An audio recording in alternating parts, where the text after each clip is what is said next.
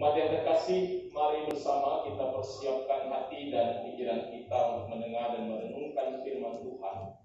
Kita berdoa. Ya Tuhan, kami saat ini berkumpul di rumah-Mu yang kudus, bersyukur dan bersukacita merayakan kebangkitan-Mu. Kebangkitan-Mu yang boleh membangkitkan juga kehidupan kami. Dan biarlah itu semua menjadi pesan yang boleh terus kami pegang dalam kehidupan kami, sehingga peristiwa kebangkitan-Mu melalui Paskah ini boleh membawa perubahan yang baik bagi kami semua. Kami akan membaca dan merenungkan sabda Tuhan. Biarlah Kau menguasai hati dan pikiran kami dengan kuasa Roh-Mu yang kudus, sehingga kami mampu untuk mendengarkan, merenungkan, dan terlebih lagi melakukan firman-Mu dalam kehidupan kami. Berfirmanlah Tuhan, kami siap mendengarkannya. Amin. Umat Tuhan, saya undang berdiri. Mari bersama-sama kita mendengarkan firman Tuhan yang akan dibacakan dari Alkitab. Haleluya. Haleluya, haleluya, haleluya.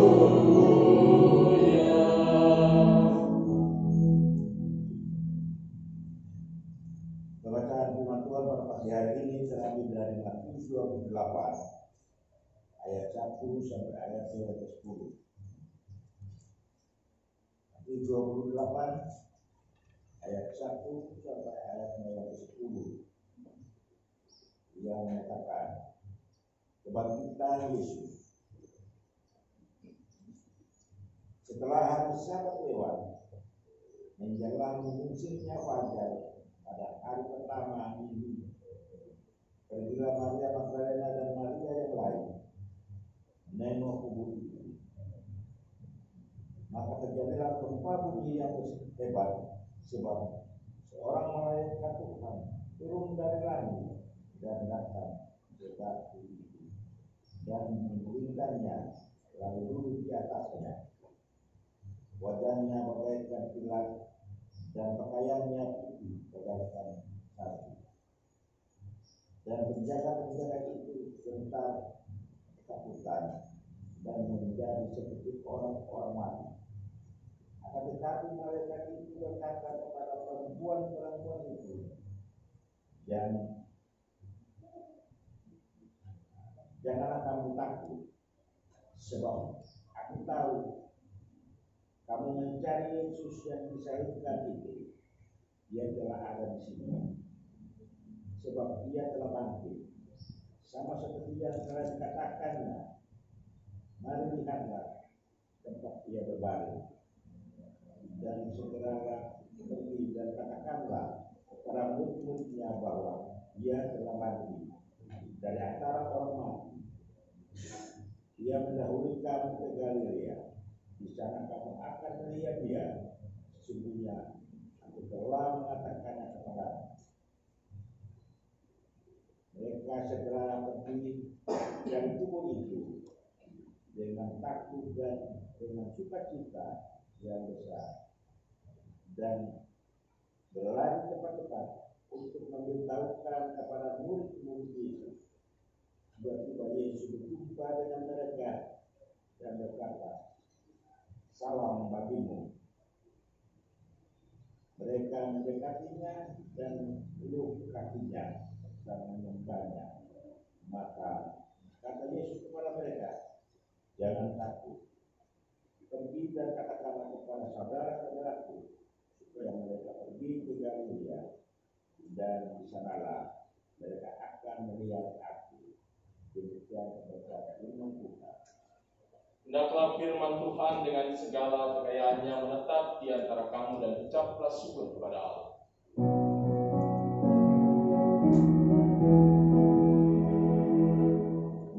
Kepadamu puji-pujian, pada syukur dan kemuliaan, Bapa, Putra, dan Roh Kudus, sampai kekal dan abadi.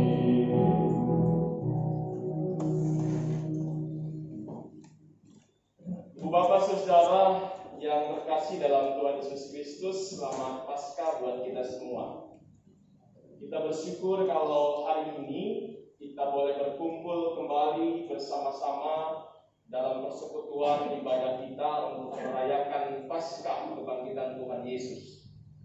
Sebuah peristiwa yang selalu diingat oleh kita semua sebagai sebuah peristiwa yang harusnya selalu membawa sukacita bagi kita. Sukacita karena Yesus sudah bangkit. Yesus mengalahkan maut. Dan kita juga harus memaknai Paskah ini juga dengan juga menjadikan momentum Paskah ini menjadi sebuah momentum perubahan buat kita menjadi lebih baik. Karena peristiwa Paskah itu memang punya pesan perubahan buat kita semua. Paskah ini memang menjadi sebuah peristiwa yang harusnya menjadi momen yang besar, hari raya yang besar buat kita umat Kristiani. Karena tidak ada lagi yang bangkit selain Tuhan Yesus dari antara orang mati. Namun kita juga masih menyadari kadang-kadang Paskah ini masih menjadi yang nomor 2 bagi orang Kristen. Yang nomor pertama selalu yang menjadi hal yang lebih besar kita rayakan adalah Natal.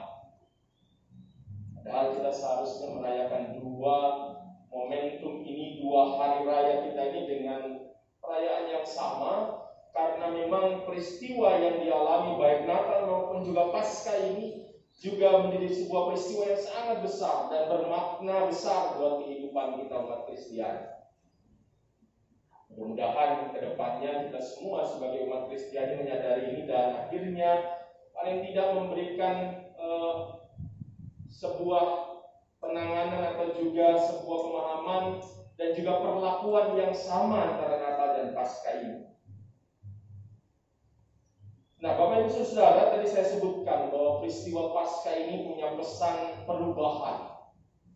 Nah, hal ini juga yang mau disampaikan melalui pembacaan firman Tuhan hari ini, yang juga menceritakan tentang peristiwa kebangkitan Kristus yang dituliskan di dalam Injil Matius pasal 28 ayat 1 sampai 10 ini.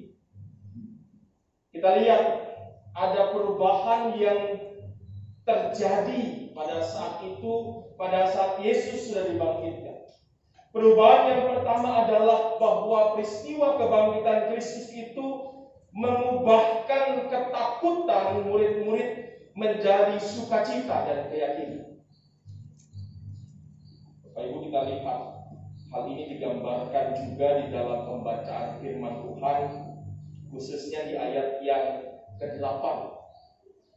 Kita lihat ada ayat ini menyatakan mereka segera pergi dari kubur itu dengan takut dan dengan sukacita yang besar dan berlari cepat-cepat untuk memberitahukannya kepada murid-murid Yesus.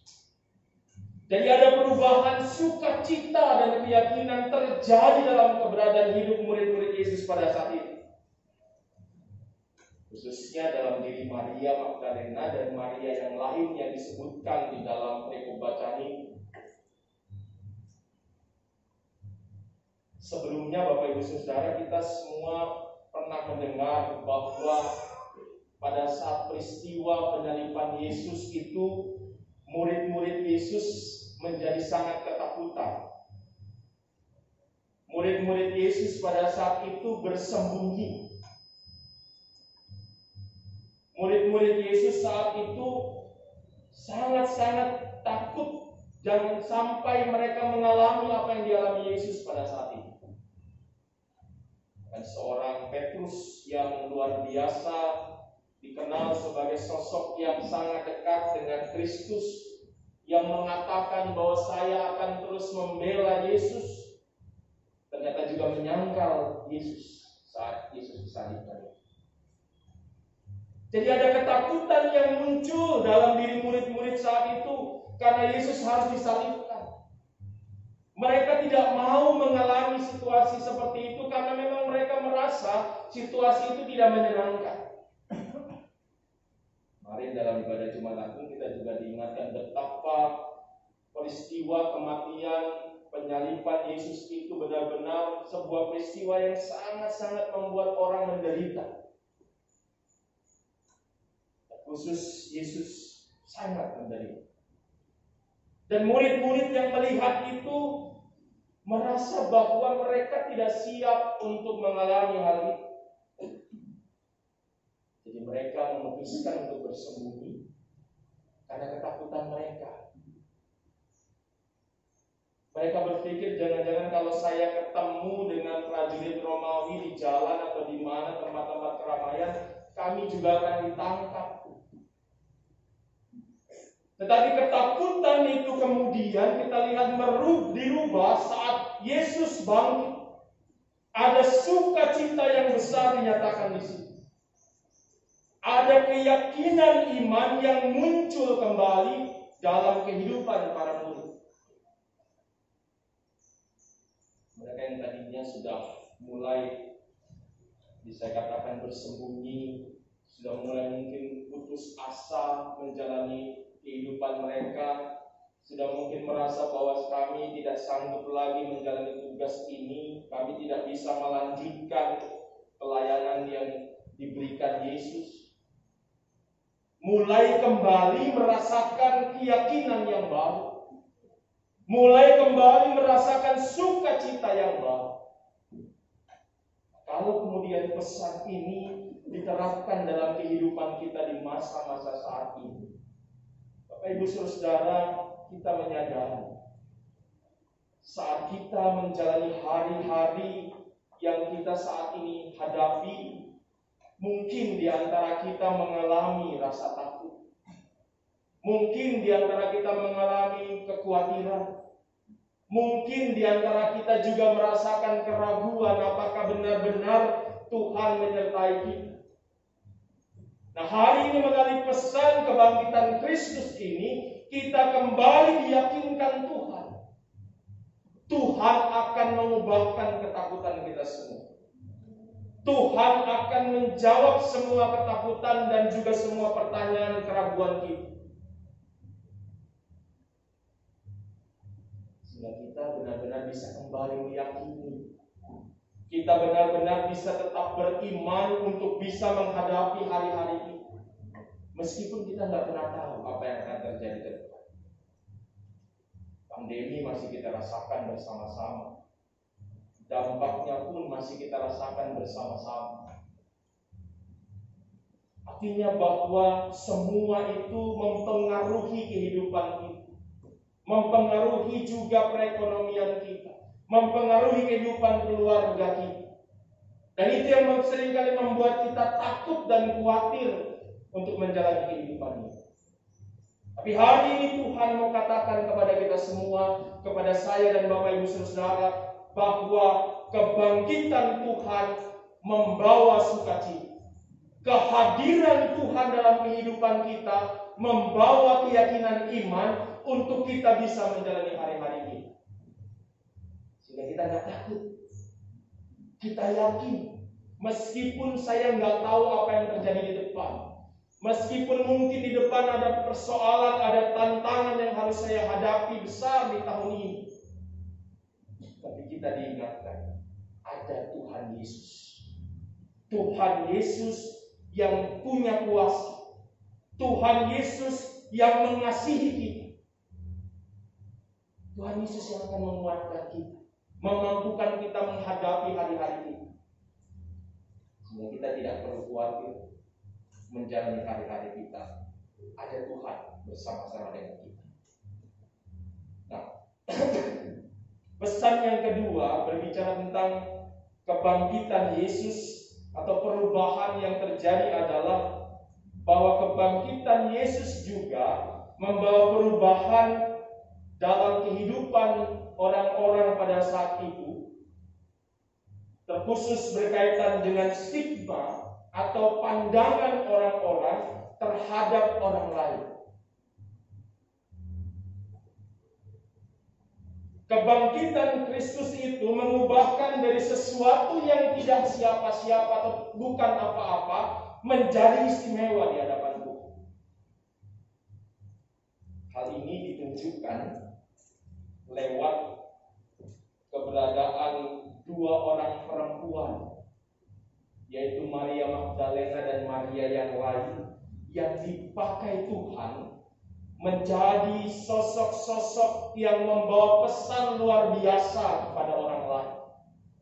Membawa pesan pertama tentang kebangkitan Kristus kepada murid-murid dan juga kepada dunia.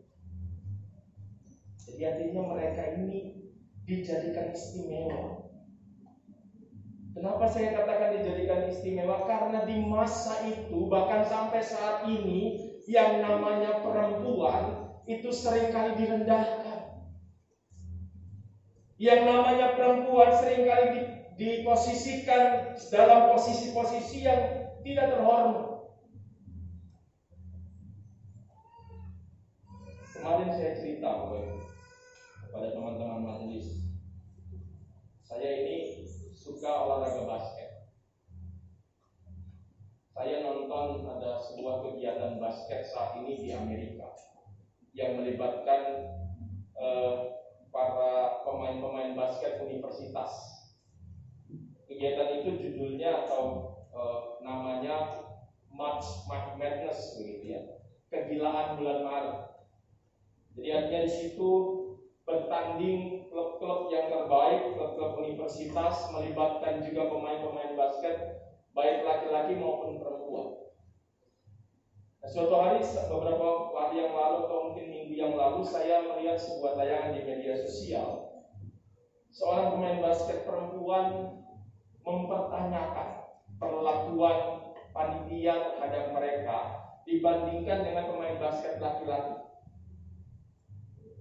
Waktu itu dia tunjukkan, ini tempat kami melakukan fitness. Jadi kalau mereka bertanding kan mereka juga harus merawat badannya supaya fit, begitu ya. Jadi disediakan alat fitness buat mereka. Tapi yang disediakan cuma 1 atau 2 rak yang space-nya cuma mungkin 1 sampai 2 meter, yang isinya cuma barbel saja. Dibandingkan dengan yang laki-laki, alat fitnessnya lengkap, itu 1 hall itu diberikan buat mereka. Jadi mereka mempertanyakan ini. Yang kedua ditanyakan juga pernak-pernik merchandise yang diberikan sponsor buat mereka. Dibandingkan di sana, yang dikasih sama pemain basket perempuan dengan pemain basket laki-laki. Digelarlah itu di tempat tidurnya. Kalau yang buat perempuan itu paling 1/3 tempat tidur saja merchandise atau pernak-pernik yang diberikan, itu kaos, itu topi, itu tempat minum dan lain-lain. Sedangkan buat yang laki-laki 1 tempat tidur itu full. Saya kemudian mencoba untuk melihat itu dan menghubungkannya dengan situasi yang digambarkan dalam kehidupan kita sehari-hari, bahkan di masa lalu, tentang bagaimana pandangan umum kepada seorang perempuan. Artinya kalau bicara tentang pembedaan itu juga masih terjadi ternyata dari zaman Yesus dulu sampai detik ini. Padahal kita lihat kehadiran Maria Magdalena dan Maria yang lain itu bukan tanpa pesan, bukan kebetulan. Kehadiran mereka adalah sebuah cara di mana Tuhan juga mau mengatakan kepada semua manusia, perempuan-perempuan ini juga punya posisi yang terhormat di mata. Jadi mereka dipakai Tuhan menjadi sarana penyambung berita sukacita yang merupakan pesan yang besar bagi dunia. Kita bayangkan Bapak Ibu, karena berita yang mereka bawa inilah kita yang di Madura ini, yang di Kamal ini bisa juga mendengarkan berita kebangkitan Kristus Yesus. Mereka yang pertama kali, bukan Petrus, Bukan Yohanes atau Yakobus yang menyebut diri mereka saudaranya Yesus yang dipakai menjadi pemberita tentang kebangkitan Kristus, tapi para perempuan. Sehingga kita belajar di sini juga ada pesan bahwa Tuhan mau mengatakan dan mengingatkan setiap kita untuk selalu menganggap atau memandang setiap orang, apapun itu jenis kelaminnya, dengan setara. Jangan lagi merendahkan satu dengan yang lain. Selain juga Maria Magdalena dan juga Maria yang lain itu, pesan perubahan itu juga, perubahan pandangan itu juga dimunculkan dengan menyebutkan daerah Galilea.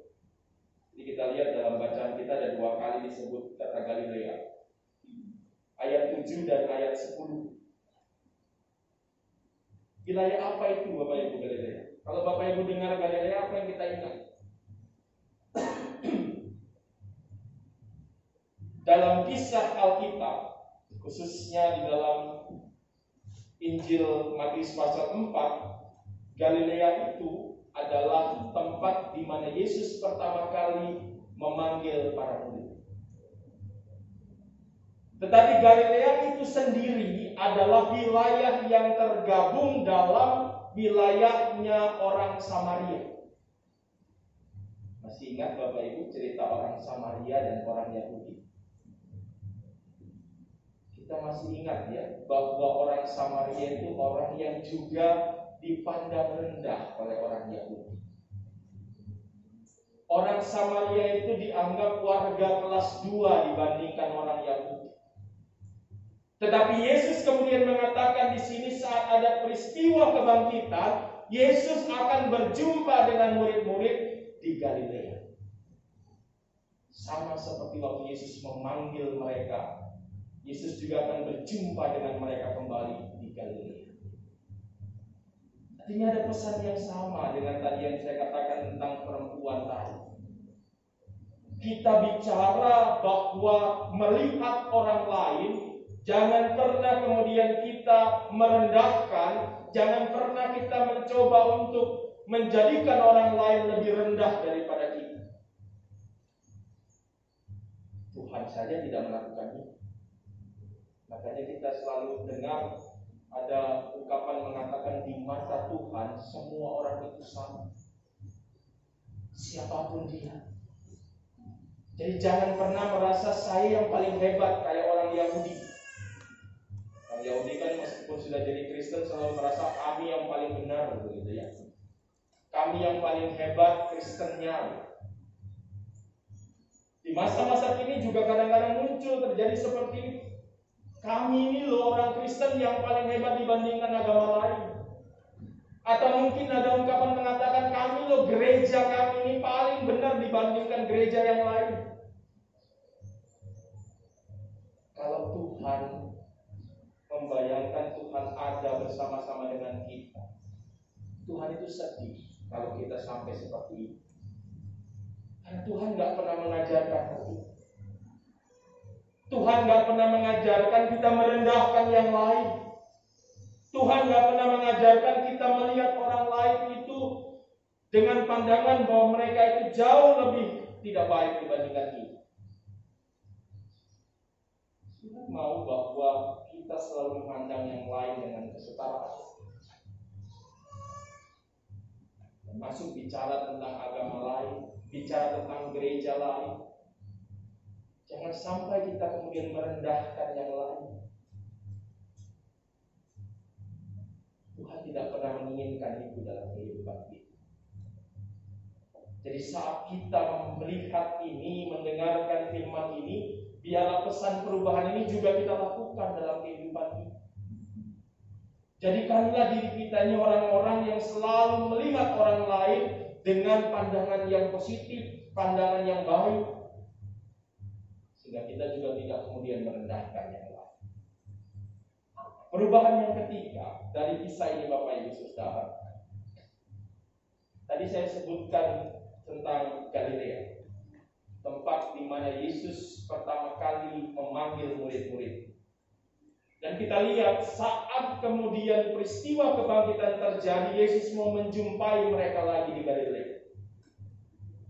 Pesannya adalah Yesus mau kembali membawa semangat yang baru, sukacita yang baru, keyakinan dan harapan yang baru buat para murid untuk menjalankan pelayanan mereka. Tadi saya katakan ya, murid-murid lagi ketakutan. Murid-murid bersembunyi. Jangankan mau menyampaikan tentang kabar sukacita, tentang Injil Tuhan. Ketemu orang saja mereka nggak mau. Takut. Nah, dalam situasi seperti itulah kebangkitan Kristus saat itu mau mengatakan dan mengingatkan kembali kepada mereka, kamu punya tugas. Aku sudah bangkit menyatakan kuasa-Ku. Kalau kamu saat ini menjadi murid-muridku, jalanilah tugas. Kuasa-Ku ini yang akan menyertai kamu menjalankan tugas itu. Jadi kira-kira seperti itu pesan Tuhan buat murid-murid. Nah, pesan itu juga buat kita semua. Karena sama seperti murid-murid Tuhan Yesus saat itu, kita juga punya tugas dan tanggung jawab untuk memberitakan kabar sukacita bagi dunia lewat kehidupan kita. Bukan hanya lewat khotbah seperti seorang pendeta, tapi lewat kehidupan kita menyatakan Kristus, menyatakan kasih Tuhan kepada banyak orang di sekitar kita. Dengan kita berbuat baik sama orang, dengan kita mengasihi orang, dengan kita selalu hidup berdamai dengan orang, dengan kita selalu membawa berkat buat orang lain, itulah yang harus kita lakukan sebagai tugas kita memberitakan firman Tuhan. Jangan sampai sebaliknya. Jangan sampai lewat kehidupan kita malah orang kemudian melihat orang Kristen ini suka berantem. Orang Kristen ini suka ngomongin orang. Orang Kristen ini sukanya menjelekkan orang. Jangan sampai seperti itu. Tapi biarlah hidup kita ini dipakai Tuhan untuk menyatakan kasih-Nya dimanapun Tuhan menempatkan kita. Kita semua punya tugas itu. Beritakan kabar sukacita, tapi bukan jadikan orang menjadi Kristen, ya. Bukan mengkristenkan orang. Karena kalau bicara mengkristenkan orang itu kewenangannya Tuhan, bukan kita. Orang jadi Kristen itu bukan kita yang menentukan. Ingat dalam Injil Yohanes 15 dan 16 mengatakan, bukan kamu yang memilih aku, tapi aku yang memilih kamu. Jadi bukan kita yang menentukan orang percaya sama Tuhan Yesus atau tidak. Yang harus kita lakukan sebagai tugas adalah beritakan kabar sukacita tentang Kristus, tentang kebangkitannya, tentang kuasanya, tentang kasih-Nya yang besar buat dunia ini. Sehingga orang juga pada akhirnya bisa merasakan kehadiran Kristus lewat kehidupan kita. Jika Tuhan berkenan, maka mereka bisa mengenal Kristus, percaya kepada Kristus, merasakan berkat-berkat dan kasih Kristus sama seperti yang kita rasakan. Inilah perubahan yang terjadi lewat peristiwa Paskah ini.